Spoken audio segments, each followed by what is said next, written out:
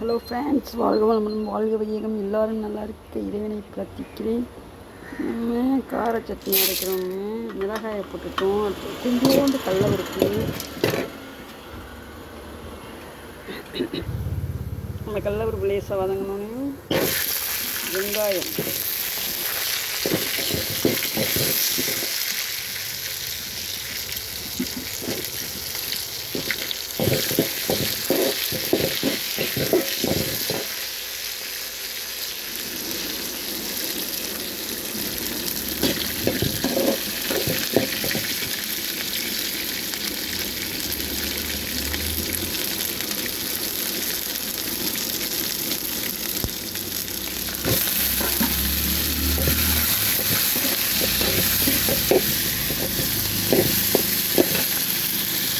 தக்காளியும் போட்டாச்சு. வதங்கி வச்சுக்கணும். இட்லி வெந்துக்கிட்டு இருக்கு. இட்லி வெந்துட்டான்னு பார்க்கணும். அதுக்குள்ளே சட்னி அரைச்சிப்போம். நல்லா வதங்கிச்சுங்க. கொஞ்சம் கருவேப்பிலை, மல்லித்தலை எது இருந்தாலும் போட்டுக்கலாம். எதுவும் என்கிட்ட இல்லை, அதனால் போடல. 2 இஞ்சி வேணாலும் போட்டுக்கலாம், பூண்டு 2 போட்டுக்கலாம். ஏதோ ஒன்று உடம்புக்கு நல்லதாக உள்ளது எல்லாத்தையும் இதை போட்டுக்கிட்டோம்னா நல்லா இருக்குங்க. வதங்கிச்சு. அடுப்பு ஆஃப் பண்ணி இப்போ இட்லி வந்தாச்சான்னு பார்ப்போம். வந்துச்சுங்க. அடுத்ததாக தேங்காய் சட்னி தாங்க.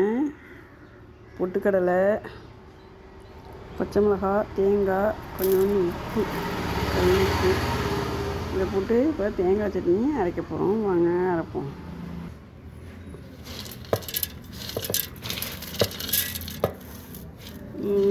ஒரு கையால் அரைக்கிறதுனால செல்லை பிடிக்கிறதா இல்லை மிக்சியில் அள்ளி போடலான்னு தெரியாமல் போட்டுட்ருக்கேங்க.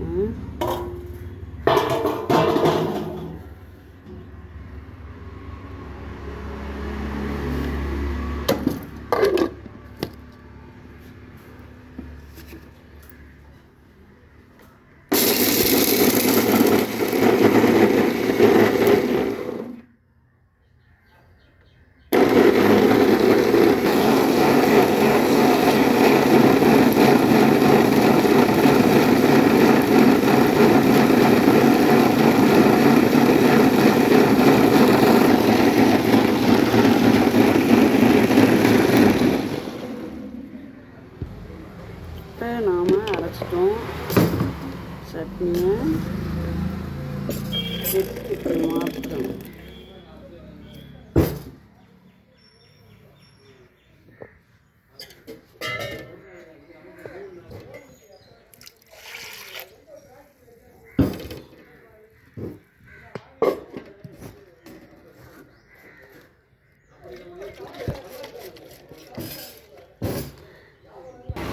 ஆல்ரெடி அதில் தண்ணி ஊற்றி தான் அரைச்சிருக்கோம். லேசாக கழுவி ஊற்றிக்கணும்.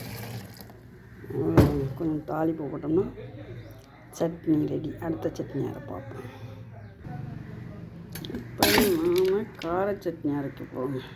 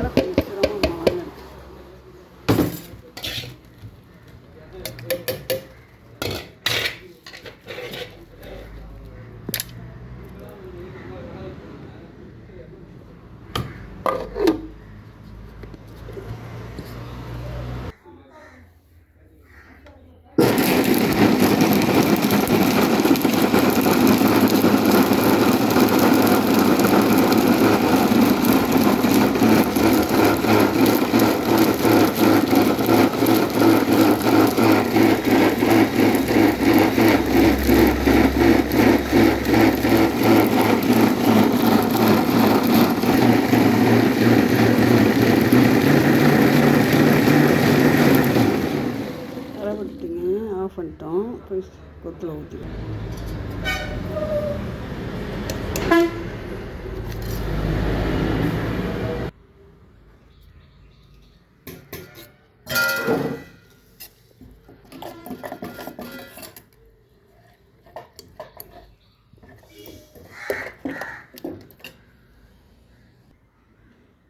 இட்லி சட்னி சாம்பார் ரெடி ஆயிடுச்சுங்க.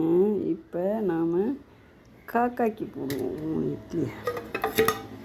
காக்காய்க்கு தான் வியாபாரம் அப்படின்னு எதா போடுறாங்கன்னு சொன்னாங்க. அப்படி இல்லைங்க, காலைல நாம் காக்காய்க்கு போட்டோம்னா அது புண்ணியம். வாய் வாழ்த்தினால் வயிறு வாழ்த்துன்னு ஏதோ ஒரு ஜீவன் சாப்பிடட்டும். சட்னி தேங்காய் சட்னி ஊற்றியாச்சு. அடுத்தது கார சட்னி.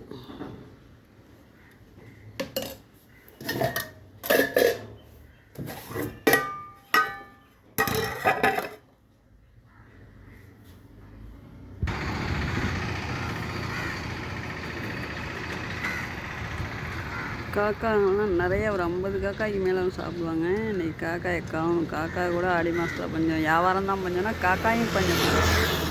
ஒரு 10 காக்கா தான் வந்து சாப்பிட்டு போயிட்டுருக்குங்க. அது இட்லி கிடக்கு. ஓகே, பாய்.